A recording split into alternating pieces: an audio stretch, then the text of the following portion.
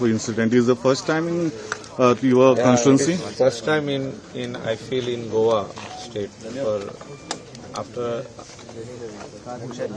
I'm actually disturbed because of the whole thing. I won't be able to talk more. I already spoke inside. How many? 23 casualties are there. In that 3 women are there. And 20 male, middle Any aged. tourist or the Local? Some are tourists. Mostly are, I think, our locals who are working in the basement of the restaurant. So, it's very sad incident what has happened. So what time is the fire? Now nearly 4 hours, no?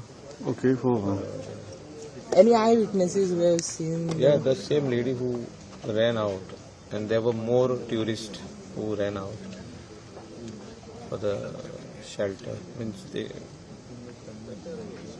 have come out from the club. Okay, what when is the the fire statement from the police department? They have given They are already investigating.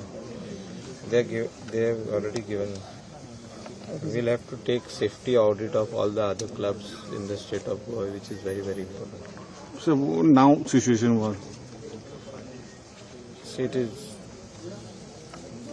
very sad what has happened in our state of Goa, which was always called as a tourist-friendly and safe. Tourists were always looked at as a very safe destination. But what has happened about this fire incident is very disturbing. And in future this should not happen. And for that we need to take all types of measures, and especially safety audit by the fire department amongst all the clubs, restaurants which are air conditioned. This similar incident had happened in Mumbai, which was an eye-opener 2 years back, which I had taken a press also, that we need to do safety audit in the state of Goa. And this should be done on priority basis, on top priority. Safety of tourists and also the workers who are working in the establishment is very much important. And for that, whatever needs to be done by the owner before the premises is opened,